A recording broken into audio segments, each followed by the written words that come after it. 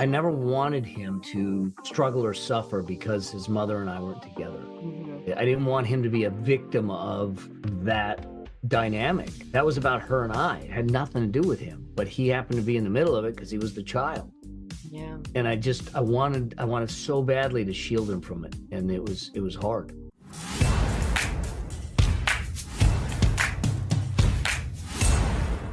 Welcome to another episode of Negotiate Your Best Life. I'm really, really excited to talk to Mel Abraham today. We have a very similar type of background in that we both came up through sort of the traditional, what I call paths because of our backgrounds. And I think our families sort of said, hey, you need to get a real job. You need to do something real.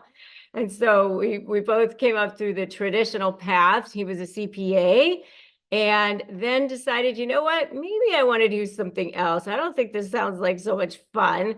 So he went into being an entrepreneur and has really helped some of the biggest people in the world. He's become a massive, huge speaker. He's had some of the biggest books in the world, but I mean, really, he has shared the stage with some of the hugest people in the world, Arianna Huffington, Brendan Burchard, and some of the others, Tony Robbins. So what we're going to be talking about today is the Wealth Rebuild Blueprint. How would you rebuild if you needed to start all over again and you're dealing with somebody who's toxic? So I cannot wait to share him with you.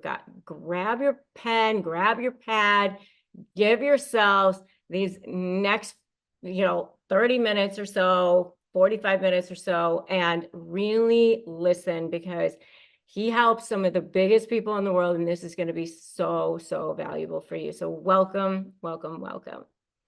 So good to be here. I can't wait to have this conversation. Just our little conversation off the air was so cool to hear. Yeah. So early on in your life, you were like an entrepreneur at like 11. So start off with that. Tell us how you started to be an entrepreneur at 11.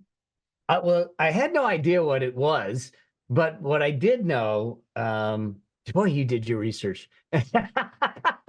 So Well, you know what what? I'm happened Chinese was, and German. That means I have no fun genes whatsoever.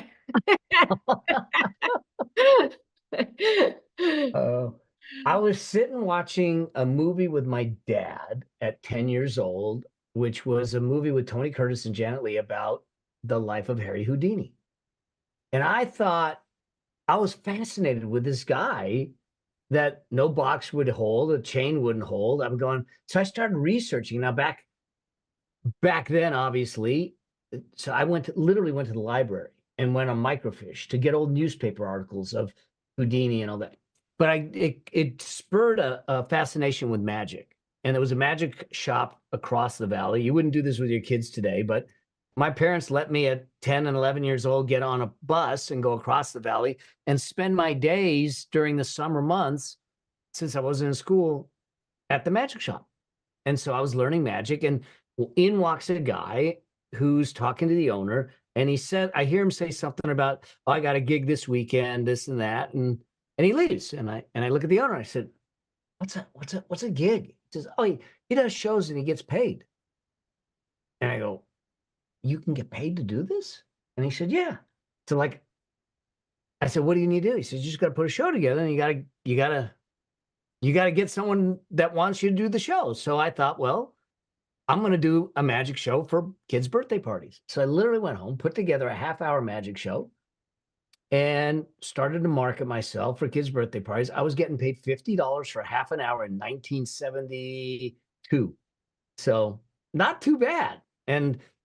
But I got another lesson of you got to know your market, because I was doing magic shows dressed as a clown with the makeup and all the stuff on and all that stuff. And kids are scared of clowns. Okay. So you're sitting there, my whole audience is crying. Oh okay. My gosh, that is And so you just kind of go, well, it's like, oh my God. So what do? And so I look at it I'm thinking of Seinfeld, like Bozo. You've never heard of Bozo? Oh my God, it's so crazy, but I finally realized though that this idea of, hey, you could do something you actually enjoy and you could bring happiness, or you could change someone's life, or you could do something that matters to them and get paid for it. And I said, that's what I want to do. Now I didn't know what it was. I didn't know, how I was going to do it. I was 11 years old, but I at least understood that I wanted to do something that changed people's lives. And so that bug left me. And that's how I kind of kept my foot into looking for opportunities and looking for ways that I could serve people, change their lives, bring things to them, and do it that way. And that's kind of the catalyst of everything I did. Amazing, amazing. Okay, so but you end up becoming a CPA. Yeah, that's a whole other story because I have the parents that wanted me to be a doctor. So Mhm. initially, and I did well in school, in high school, I got good grades, graduated with honors, so I could go wherever I wanted to go. And I said, okay, I'll go be a doctor. And like my first semester, I'm going, hold on a second. I don't like the sight of blood. Yeah, How am I going I to do had the this? same problem. I had Yeah. Chinese dad, doctor, lawyer, CPA. I'm like, okay, well, I'm not going to be a doctor, so I guess I'll do the other one. Yeah. And that's kind of where I ended up. And I said, I can't do this. I can't be in the medical field. Right? So Yeah, I had no idea what accounting was, but they turned around and said, go get an accounting degree. It's general, it's business. You like business, it's math, you'll be able to do fine. yeah. And so that's how I ended up. And by the time I figured out what accounting was, I was too deep into the degree process to change again. And I said, all right, I'll get it and I'll figure something out later. And so that's what happened is I ended up being a CPA by default, Hmm. and then tried to figure out how I was going to make some changes later on. Yeah. You I know, mean, but to their credit, these parents of ours, it's like, okay, they thought they were doing the best for us, setting you up for success, giving you an education, right? So you're in downtown LA, it's some big firm, and you go, I don't think this is what I really want for my life. And then what did you decide? so they like I was working late. I mean, they work you to the bone. I mean, it's the same thing with law firms when you first Yeah, start out, totally. Totally. you know. So there was plenty of Friday nights that I was working at 10 o'clock at night, 11 o'clock at night. Um, and this was one night that I was doing that again, and I was standing looking at the skyline of downtown Los Angeles, which at night is a beautiful sight. But I'm sitting back going, why am I doing this every Friday night? Where's this getting me? I don't enjoy it. I don't want to do this. And I turned around and I looked at the partner I was working for, and I see a guy who's overweight. He's stressed out. He's never home. He's he gets frustrated a lot. And I'm just going, that's my future. That's a picture of my future. And I was at that tipping point in my career. I'm either going to stay and become a partner because I'm going to price myself out of the marketplace, or I'm going to go and do something else. And I wasn't sure what that was. And so I literally I turned around and walked into his office and said, Tom, I got to talk to you. And he says, what? And I said, I need to quit. And he goes, what? He says, you're on fast track to partnership. What are you doing? And I said, this is not my life. This is not what I was meant to do. This is not going to give me joy. I can't do this for the rest of my life. And he looks at me, he goes, when? And I said, now. I'm done. I'm good. I'm gonna take off. And he says, you're gonna screw up your career. And I sat there for a second and I looked at him. I said, you're right. I might screw up my career, but hopefully I'm doing it when I'm young enough that I can fix it. And I walked out. Yeah. How old I were you worked a couple of extra days and then left. How old were you at that time? So that was, so I was 28 Okay, years so old. still pretty Yeah. young. Yeah. Yeah. I was still pretty young. It Okay. was, and then I took off and went and decided to spend months in Japan. Nice. Okay. So, So you come back and you start speaking. well, I came back. I got a job at another CPA firm, a large local firm, where I could kind of get my path. But I didn't. I was trying to build a book of business. I had no one. I had nothing. I came from the big firm. No big firm client was going to go with me, and so I was going to meet attorneys because at the time I was trying to do expert witness work and consulting work, and most of the attorneys said, "Hey, we can't hire you. You have no experience. You don't have any testimony experience." Primarily, is what they were concerned about. And I'm like, "Well, if you don't hire me, I'll never get the experience. So, like, somewhere something's got to give." And I just kind of thought about it and said, probably the next best thing to expert witness testimony, to cross examination or something like that, would be to go out and speak. And so I decided that I would go out and speak. And I literally started to send letters and marketing stuff, articles to every CPA society, every bar association in a major metropolitan city to talk about what I did was valuations, valuing businesses and damages and stuff, to talk about valuations. And one CPA society out of Kentucky said, "We'd like you to come and speak at our conference." So all of a sudden I get that, and I ask them, "Would you write a letter about my presentation?" And they did. So then I sent that on to other folks. Now, next thing I know, I'm literally on tour around the country speaking at every major tax conference or litigation conference that I had. And I mean, I put 3 million miles on United Airlines. There's a reason for it. So, Yeah. so, but that's what created the presence. That's what created the perception. That's what created the practice that I had. And it forced me to be on the leading edge of the knowledge base of the topic. Because if I'm out there speaking and they're asking questions, if I don't know it, I'm in trouble. hmm Yeah. And that's how you build your business. I mean, I know for me, that's how I built my law practice. I mean, was telling you before we got on here that I spoke from every Rotary, every women's group, whatever, on the topic of negotiation. I mean, because nobody wanted to hear about divorce at the time, Yeah. So I came up with these topics around negotiation from, Sarasota all the way down to Marco Island. And it got to a point where I didn't have to step outside of my office to network anymore. But, that's where if people are going, hey, how do I generate business, or how do I start? Where do I start? That's what you do. I started writing articles. It was like, okay, every month, do I have a speaking engagement? Where am I writing an article? What am I doing? Add value.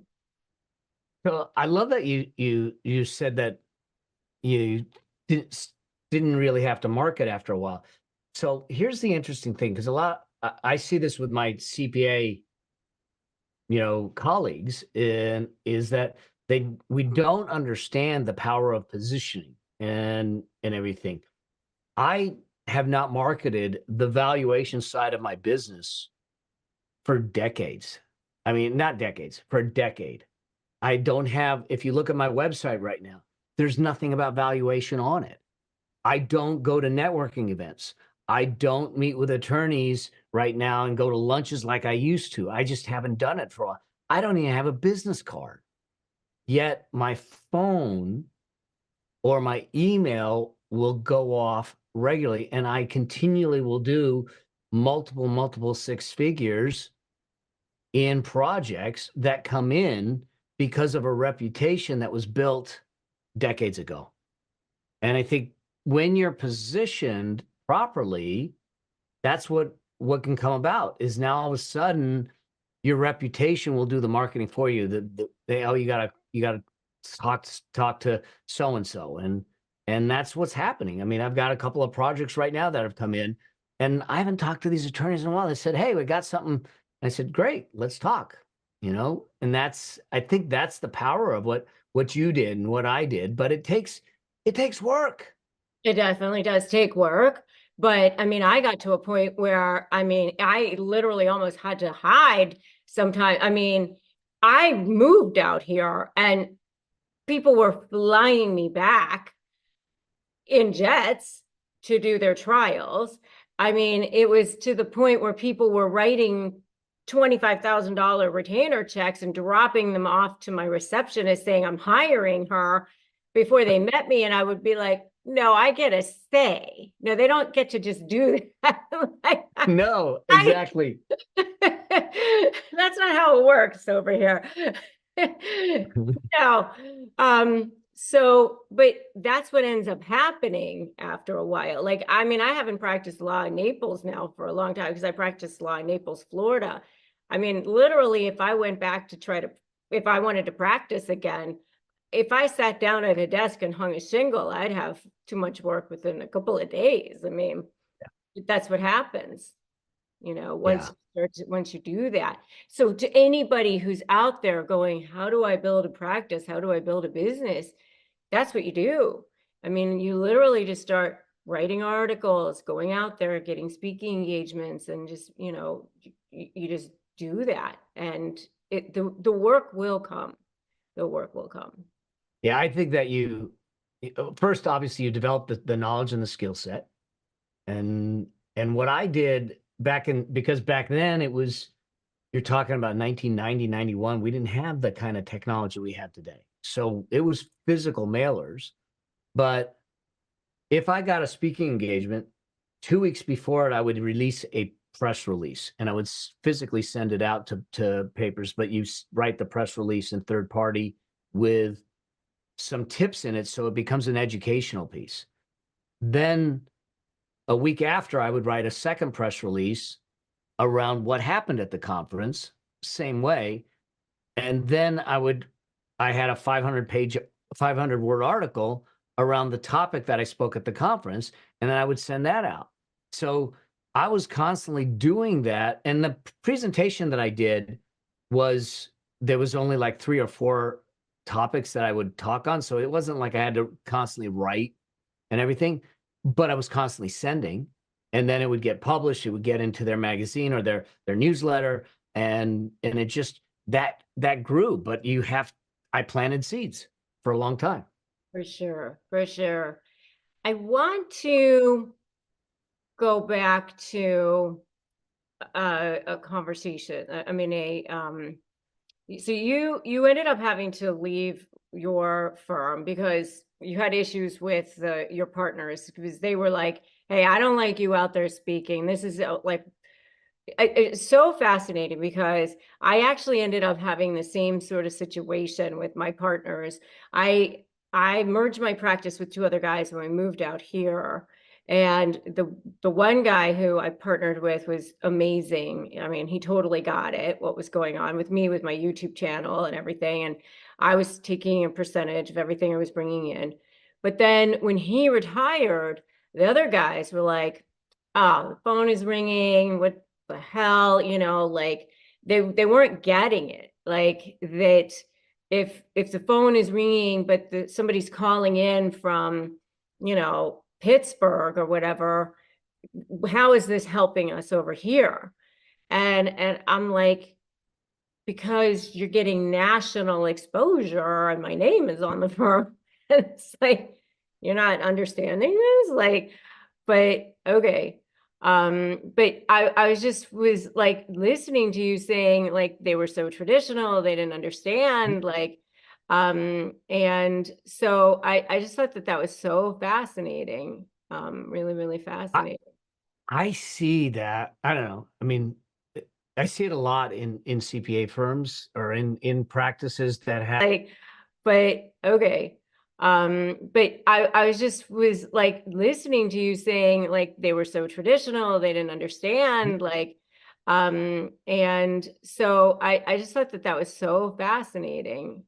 Really, really fascinating. I mean, I might have the greatest stuff in the world, but if they think I'm a schmuck and they don't like me, I don't care how good my testimony is. It's probably not going well.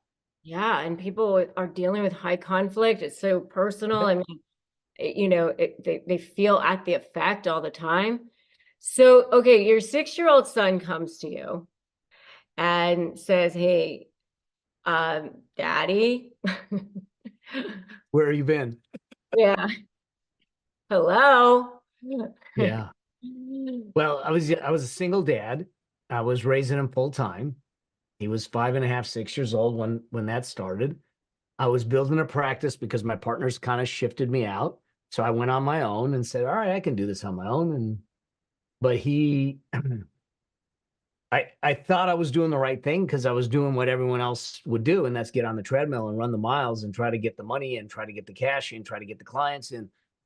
And he ended up drawing a picture of me, and he comes in and he says, Daddy, I drew a picture of you at school today. And I'm thinking it's us playing ball or we're in Disneyland or having fun. And I look at this picture and it is me standing in front of 2 computer screens with a phone in each ear and one on the desk ringing. And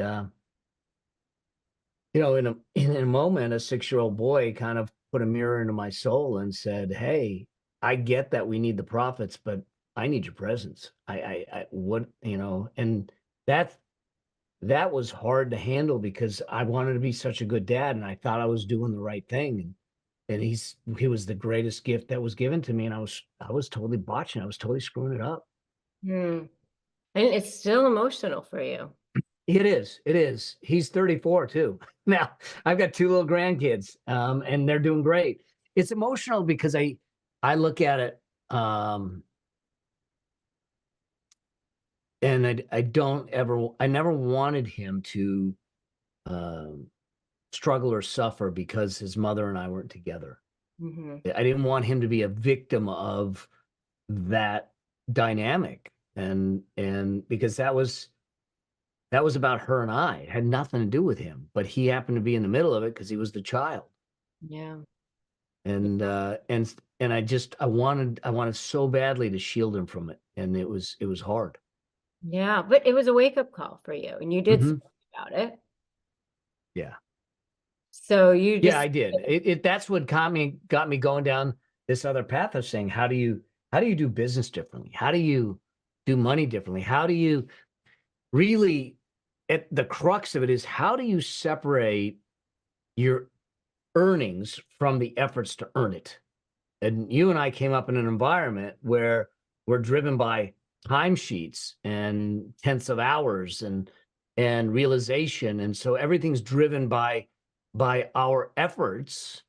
yeah. And I said, as long as I'm going to be doing that, I'm going to be completely hostage to the efforts and never have the freedom to be at choice to do the things that actually enrich our lives. Yeah. I mean, I remember going on vacation, and it was like if I went on vacation, not only did my billable hours go down, but so did all of my paralegals because they're not going to work as hard, or my associates, everybody's production went down because I'm not there driving. And so it's like I go on vacation to Europe for a week or two, everything is like, that's it, I don't make money. Yeah, exactly. Exactly. So okay, so you decide to do your get into courses, get into programs, get into figuring out how to make money when you're on the beach. Pr Pretty much. Now, yeah, and it's not, I mean, the fact is that it's still work. I mean, you know it. I mean, just creating content's work. Yeah. Um, but I now had agency and the ability to control my life. And I think that when we talk about wealth, too often we talk about what's in the bank account. And I think what we should be doing is measuring our wealth in time and not dollars. And how much time in my life do I control and do I have the choice over? And because there's plenty of people I know that have hugely wealthy bank accounts and horribly bankrupt lives. And I didn't want to do that. I didn't want to do that. I didn't want to jeopardize my relationship with my son and then my wife and just life in general. Yeah. It's so much about mindset, right? I mean, Yeah. so I want to get to, I mean, you were diagnosed with cancer and you know, I want to get to that. And I want to get to uh you got involved with a Ponzi scheme, right? But you've been able to create wealth and you've been able to learn how to create wealth, not just for yourself, but helping many other people generate wealth.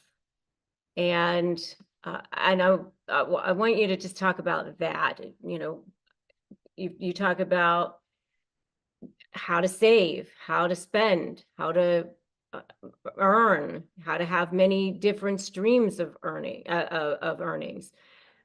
So and how to always be the captain of your own ship. So you know, I don't know where you want to start with that, but uh, just tell me what the best place is for that. I think that it goes back to that realization of how do I find a way to not be beholden to the efforts to generate the income. And a lot of times what happened was I was trying to figure out for me. I had this my son, I was trying to make sure I was there for him. And so I knew that if I kept getting off the treadmill, I wasn't making money, like you said. And I said, how do I do this? How do I make it so I'm able to do this and take a day off, go on? I was like, I was like the only dad on one of his field trips.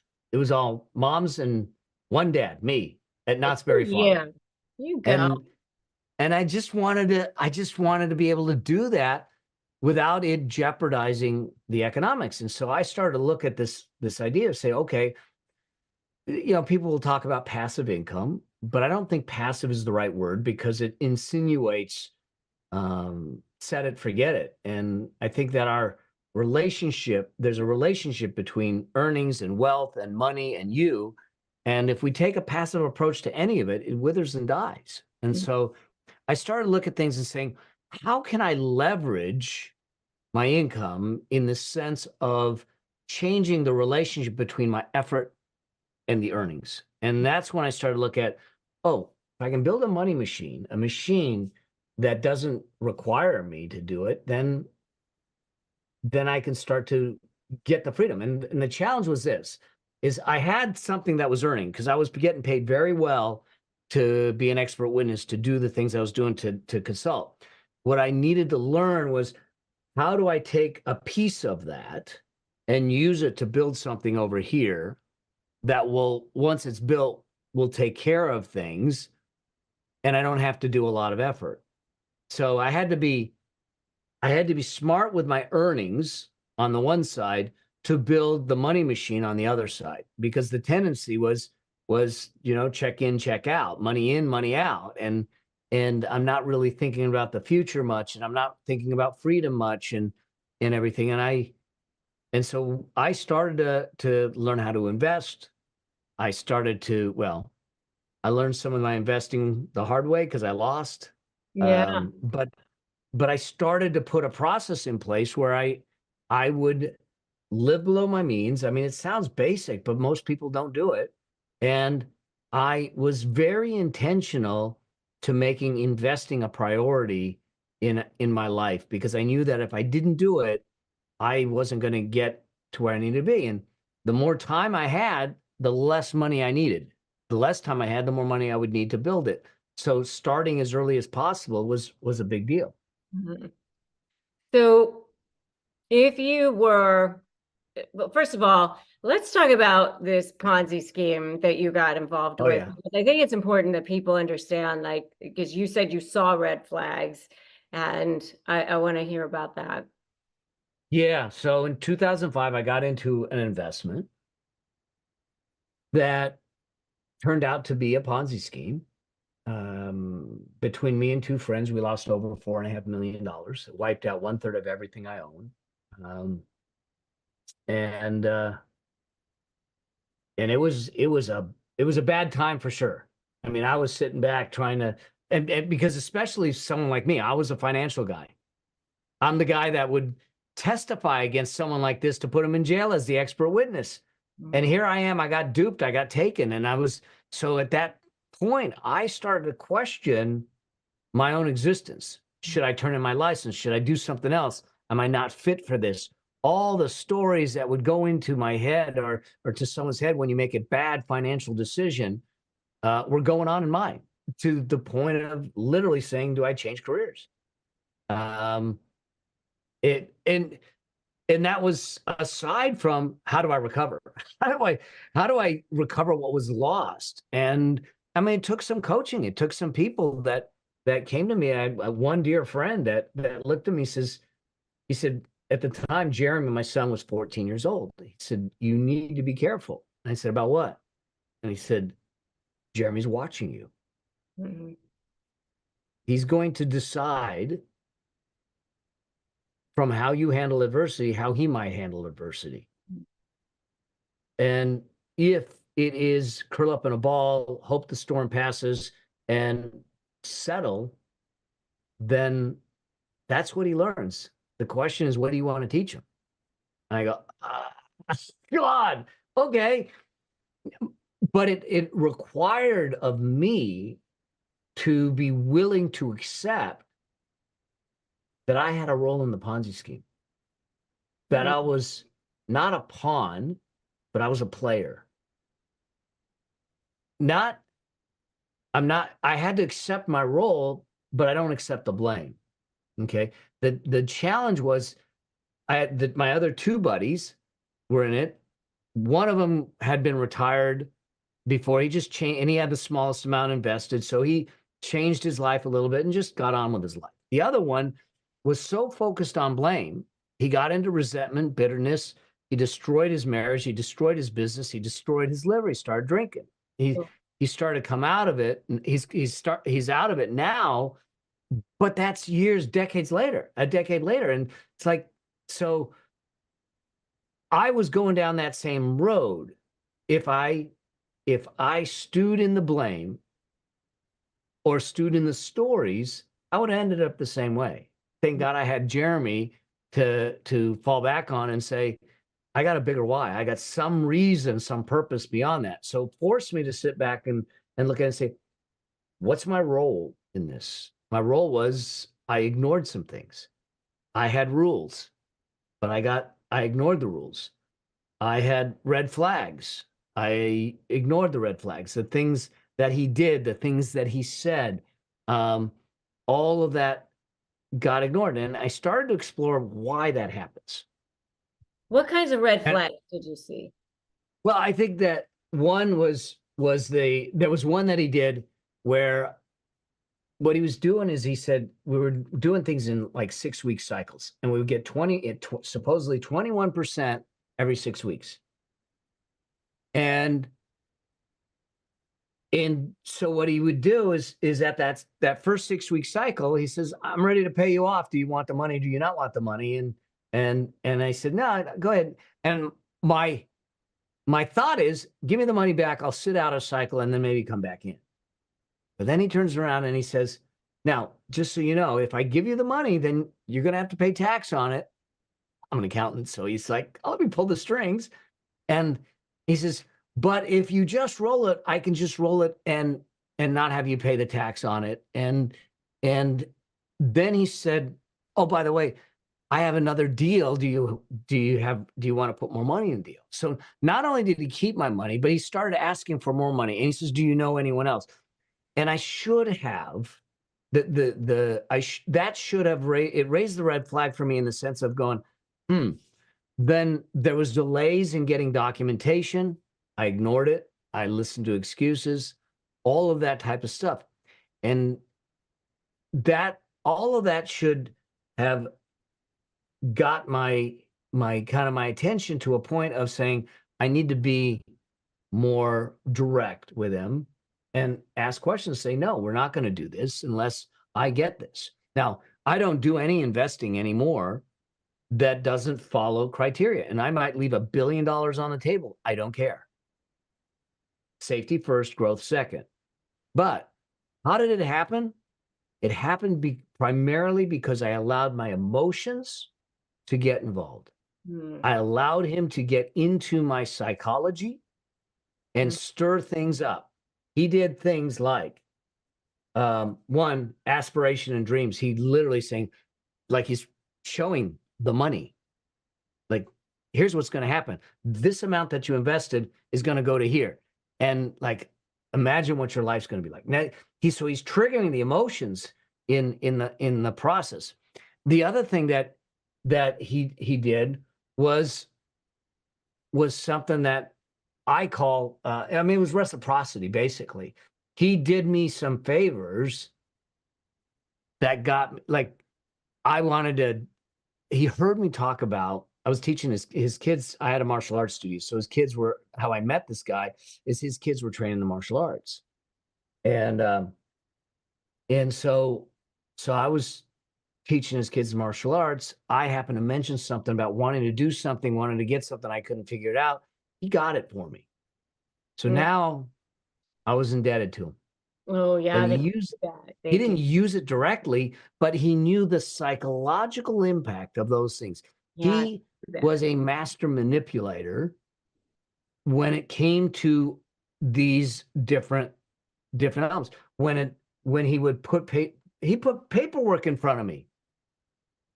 And he had he was at one point a hedge fund trader, and he had his old title and everything on it. So all of a sudden he's bringing credibility in. So he's playing all of this. When I start to unpack it after the fact, I'm going, man, he just played this game big time on me to a point where he just stacked the psychological elements. And the bottom line is that anytime our emotions get involved in our money decisions, they're typically not going to be good decisions because we're not thinking about it logically. He got me all of us caught up in the emotional aspiration and some of these. He threw a huge party for his dad's birthday on the bluff in Malibu. Fireworks off the shore. John Michael Montgomery, which at the time was a big country singer, was there playing. And he just put the whole full court press on, and he invites all of us and it's like, so I'm just so like seeing the narcissism, like the oh full my God. love bombing, like the full on love bombing. It's exactly how a narcissist operates. It's exactly the same in a romantic relationship, in a business partnership. It's a full on textbook narcissistic. That's exactly what they do. They come on super strong. It all seems perfect. It's too good to be true. And they do like big favors for you. They, big grand gestures, and they know exactly how to tug on your heartstrings. And these mirror neurons. It's so textbook, and I'm so glad that you are describing this. And then they move the relationship very quickly. They move it quickly, and they want to lock you in to whatever that thing is very, very quickly, because as soon as they can get to that next level and have you sign, I always say it's get married in Vegas, it's move in together, it's sign the paperwork to be a business partners, whatever it is, as quickly as possible, because then once they lock you in, that's when you start to see the wheels fall off, right? Yeah, and there was deadlines, and I don't. Then he did another thing where he said, I don't really need the money, but because of your relationship with this guy, I'm willing to accept it. So it's like he pushed me away, and then I go, no, I want that. Oh yeah, well, it's because the dopamine hits. So they use dopamine, and the dopamine is that addiction, right? It's the same thing that's going off in your brain as like when you are playing Angry Birds or whatever it is. And so then when it gets taken away, then you get that cortisol, hit, and it's like, oh no, I need that hit. I need that hit. I need that hit. And so it's a dopamine cortisol mix that's going on in your body. It's so textbook. I'm so glad that you're describing this, because, here you are, obviously very smart, very educated, very intelligent, and it's so, I'm grateful that you're willing to be vulnerable and share all of this. So I just want to acknowledge you for that and thank you for that, because people who are listening can go, oh my God, if it happens to him, like it happens to anybody. And I always say to people, they don't attach themselves to you because you have so little value. They attach themselves to you because you have so much. Oh, And that's good. that's what they look for. That's what they look Yeah. for. Yeah. Yeah. It certainly was a rough one, you know. Well, It could have destroyed me if I had let it. And if I had been alone with no other bigger purpose, it might have. Well, the fact that you chose to see a bigger purpose, right? I mean, because people can be very stuck in their victim rackets and their victim mentality. I mean, and so then you have a choice in how you respond. You have a choice in how to uh, to see what happens to you. Yeah. Yeah. And I want to take that, because then, fast forward just a few years ago, you also were diagnosed with cancer Yes. and had another opportunity there on how to respond. And I want to give you an opportunity to talk about that too. Yeah. It was out of the blue. Not that cancer's ever planned, but no one in my family ever had cancer. I wasn't a smoker, drinker. I didn't have any of the risk factors, and life was good. Everything was going great. I'm living on the beach, doing our thing, and then the doctor says, "Hey, you know, you've got a 5 centimeter tumor in your bladder." It turned out to be 7.5 centimeters when he went in. Um, and he said it's in an area where we might have to take the prostate out. I can't see the ureter on the right side, so I don't know if I have to put a bag in or a tube in for the kidney. If it's bad, you're going to lose your bladder. Mm. And let's face it, it's cancer, so life's on the line. So in a moment, life switched. It changed. It was like flipped on its head and everything. And I'd love to tell you that I handled it well, but I mean, I got diagnosed on a Friday, and my wife and I literally cried all day Saturday. We had nothing left. Yeah, yeah. Because I didn't know. I didn't know where I was going to go. I didn't know what I was going to do. Um, and then on Sunday, I got up and we were walking on the beach, and I said, there was a moment again. I think the word really is acceptance. That I said, okay, if this is the hand I've been dealt, I can wish it away, but it's not going to go away. So if this is the hand I've been dealt, how am I going to show up? How am I going to fight this? Do I submit? Do I give in? Do I just take a traditional approach? How do I do it? Now, I feel like I was blessed a bit because the lessons that came out of Jeremy drawing that picture and building a money machine and giving and building wealth gave me the opportunity and the choice at that moment to say, honey, I think I'm going to shut everything down.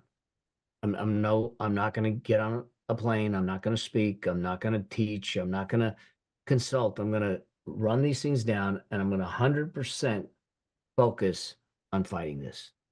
And that's really how I started to look at it and say, okay, so if I'm going to fight it, eh, how do I do this? Now, back in the day when I first started the martial arts, I was a competitive fighter, and in my corner, I would have all these people that would do, footwork and strength and all the stuff. And so I said, well, I'm getting back in the ring, but this time it's for real. This time's for life. And so if I was getting back in the ring again, what would I do? I'd put a team together. And I literally started to search out doctors in Eastern medicine, Western medicine, holistic medicine. I didn't care. I just said, I have the time now because I shut everything down. I'm going to beat this. I'm going to do whatever I can to beat this. I want to make sure that this demon is out of me because I loved life too much. I wasn't ready to give it up. And and I was more scared about losing the experience of life than I was of the pain of the cancer Mm. at the time. And so it's what we did is I put a team of doctors together at some point and said, here's the deal. I'm getting in the ring. I have to fight the fight. But you guys can get me strong enough and prepared to do battle in the ring. I don't want negativity. I don't want pessimism. I don't need you to give me, well, the odds are. I don't need any of that. If you want to talk about that, you do it elsewhere or you don't do it here, or I get a different doctor. Deal? And I said, I'm going to control what comes into my mind. And I'm going to control what goes into my body. And I'm going to control, because when they started to research and said, let's see, they did DNA testing, they did all kinds of things. And it came down to, we don't know why you got the cancer. It's Mhm. environmental. Mhm. Okay. So control the environment, control whatever I could control, and whatever was out of my control, prepare myself to fight it.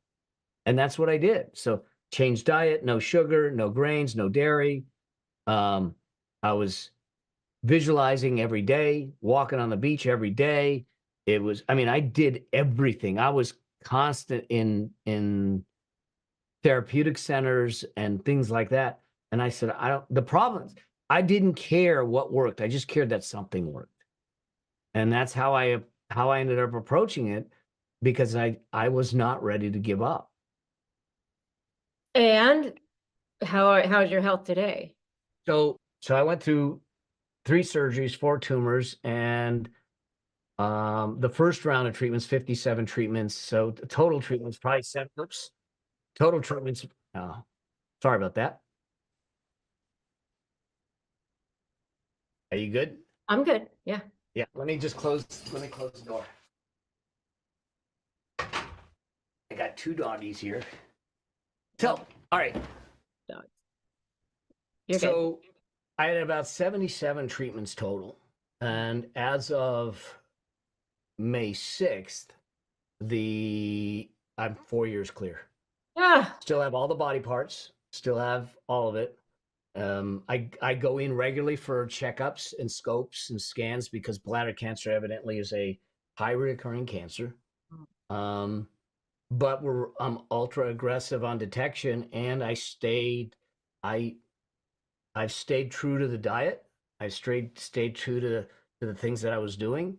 Um, the problem was I did so many things to try and beat it. I don't know what worked, so I don't want to guess wrong and take anything out of my life. yeah. So I just kept doing it. And so I've been doing that since 2019. Ah, well, bless you for that, and thank goodness. I what I want to go back to is your mindset. Yeah. So many people are dealing with difficulty, toxic people, and how you've got this unbelievable mindset about being able to visualize what it is that you want and and get what you want. And so I want to have you talk about how to do that, how you do that. Yeah. How I did it. So How do so you part manifest of it. what you want? Say that again? How is it that you manifest what you want, your vision for Yeah. yourself in life? So a couple things. I'm gonna give credit to my martial arts training. Mm, Um, I w- I lived and trained in Japan for a period of time under a 17th generation samurai bloodline sensei. Um, I'd been in the martial arts now for 45 years, which took a lot of it. There's a lot of mental training in the martial arts and understanding focus and understanding that type of thing. And I think that became a foundation of determination for me mhm, early on. And I think I've fallen back to that numerous times. Now, with the cancer in particular, I have a certain belief around the body and its ability to heal when you give it the things that it needs. Um, and that I think that our mind does have an impact on our ability to achieve, our ability to do things, our ability to heal things. And so I I look at I started to become very critical about what was going into my mind at at any given time. Um, and I was intentional about what I was feeding it during the cancer journey itself. So, but if we talk about it generally speaking, I think that we need to stand vigilantly at the gates of our mind. We are fed so much through media, social media, and all the stuff that we're digesting, and we think that it's okay. I'm not saying that I don't watch TV. I do that, but I don't live in that kind of capacity, and I don't want the anything that's going to cause angst or negativity because the bias of it in most cases is viewership ratings and advertisers, and I don't need that doesn't make me feel good. So, And if I'm not feeling good, if I'm feeling stressed, it's going to cause distress in the system. And so I think that when it comes to achieving anything, we got to ask ourselves, what am I feeding myself? mhm. Okay.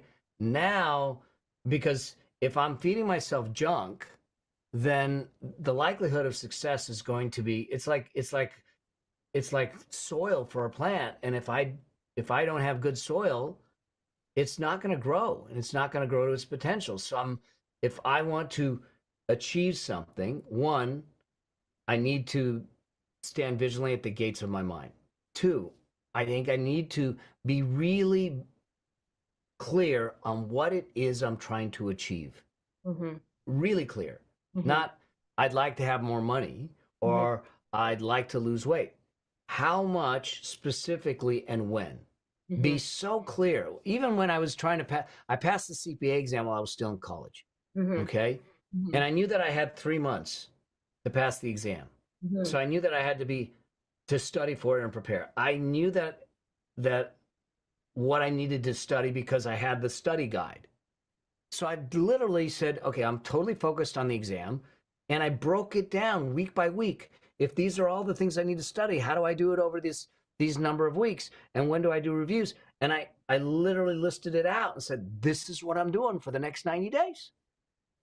And I think that we don't do things intentionally. And when you do, you start to find that you make more progress. So a protection of the mind, a clear vision of where I want to go.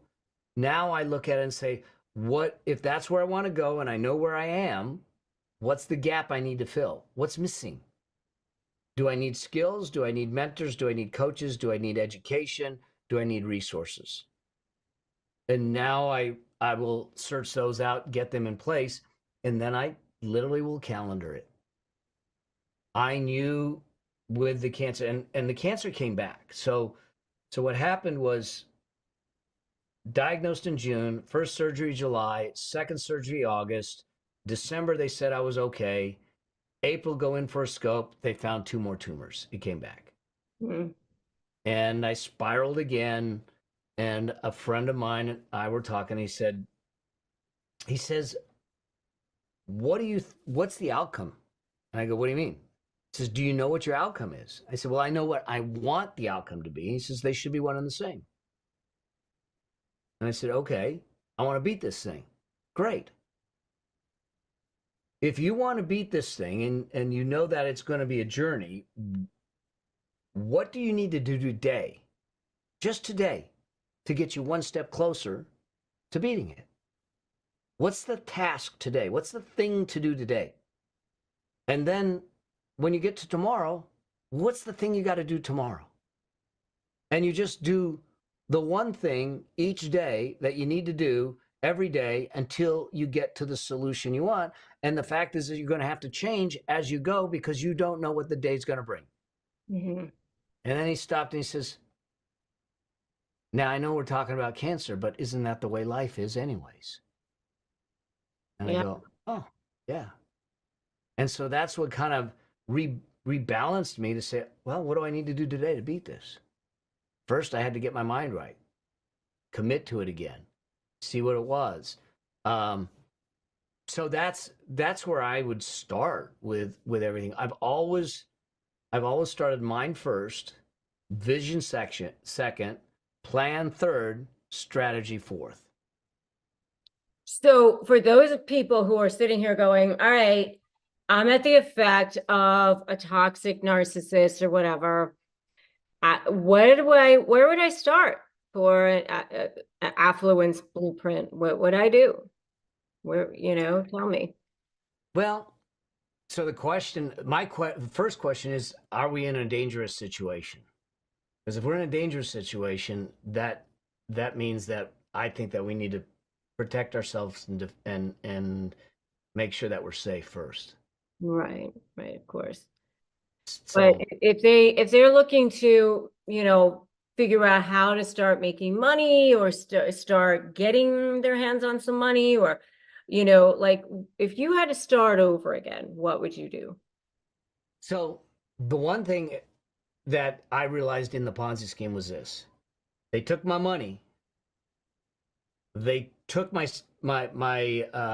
ego a little bit, but they didn't take my skill sets. Hmm. And so the first thing I would look at is what are your skill sets? Hmm. What is it you know? What are your talents, skills, and strengths? What problems do they solve?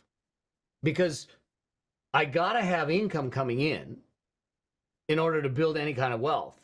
So how can I make money? I gotta go back to my skill sets, my strengths, and my knowledge and say, great, now I know what my skill sets are. What problems do they solve? Who has those problems? And it sounds simplistic, but that's what businesses do. They see a problem, they find the people with the skill sets to solve the problem, they match the two together. But your skill sets, no matter your esteem may be beaten up if you're with a narcissist, but your skill sets are there. Your skill sets are, your strengths are there. The things that people are constantly asking questions about are things that you can get paid to do. Yeah. And I think it's the lowest hanging fruit for us to start to make money and Mhm. start to make our own money and build something that also has the opportunity to build you up as a person, to build you up to see value in you Mhm. because it is of you that you're giving. You're not creating some product or anything like that. So I would really look and you'd be amazed at the kinds of things that people do to make money. You know, people will pay for crazy stuff, but I think that the first thing is to go internal and ask yourself, what are my strengths? What are my skills? What are the things that people ask me questions about? And how can I use those to serve some audience or some market to solve a problem, a pervasive need that can get paid for it? And that what that means is there's going to be two things that need to happen. You have to, and this is a mistake that I see a lot. I made it too, and I had a tax attorney kind of shake me by the shoulders, and that is first we have to own our own value. Mhm. And when you're in a narcissistic relationship, it can tear you down, and you might not even see value. So we got to see the value, own the value. You are valuable. You have skills. You're a person. There's value there, and we have to own it if we're ever going to sell Yeah, it because we can't any other way. yeah. Yeah, exactly. I mean, that's why I have my high conflict negotiation coaching program. I mean, you certainly can coach people in that because if you've been at the effect, I mean, as people always say, you're best served to help the person you used to be, Yep. right? Yes. So, Yes. um, well, this has been so, so, so valuable. Where can people learn more about you? Your brand new book, tell us about that. My brand new book is called Building Your Money Machine. It's out now. You can go to yourmoneymachinebook.com to learn about it and everything. It is It's not, it is a money book, but it's a life book. It's walking you through my journey, the frameworks, the processes, and everything that I did to build a life that is a life of choice. How I navigate it. You'll hear about my screw ups, my mistakes, and the lessons that came out of it. But it's what I've done with my clients. It's what I've done with my family, my son, and all of that. And so that's probably my biggest focus these days. Post cancer, I had the choice of do I retire and just kind of not do any. I can't. You know, I want to serve. I want to make a difference. And someone asked me when I was going through the cancer. They said, "You're still struggling to figure out why you got the cancer." I was trying to figure out who I pissed off, who I wronged. You know, did I dent their car and not leave a note? What did I do to get the cancer? How did I deserve this? And I just couldn't figure it out. And he said to me, "You keep searching the past for the reason." I said, "Yeah." He says, "What if you got the reason you got the cancer isn't because of something you did, but it's something you're meant to do? What's the message there?" Like that. And I realized that, well, the biggest thing for me was that I had to fight the cancer on all fronts except financial. And right after I got cancer is when the pandemic hit. And I watched all the people struggle financially. And he said, "If they did what you did, would they have been okay?" And I said, "Yes." He says, "I don't know." And that's what got me to start thinking and going, so I'm not going to retire, and I'm going to come out, and I'm going to try to help people understand how to master the money game in the simple way. Doesn't mean it's easy in some cases, but in the simple way. If they understand the recipe, follow the recipe, and then move forward. And so that's how it all kind of came about, and how I started speaking again and doing this, and that's kind of my journey right now. I love it. I love it. Love it. Love it. I mean, I'm all about mission and purpose, and I know that this is mine. And so I'm so grateful to you, and I'm so grateful that you're bringing your message to the world, because I know that everybody has a purpose, a greater purpose, and this is yours for sure. So thank you, Mel Abraham. This has been absolutely amazing. I've loved, loved, loved getting to know you. And I know that this is going to be so, so valuable for so many. So thank you. Oh my God, thank you for having me too. This was a blessing. It's kind of cool to find someone that kind of has walked the same path. Shopify helps millions sell billions around the world through their digital courses, through their digital products, at the touch of a button, on their smartphones, on social media, however they want, including me.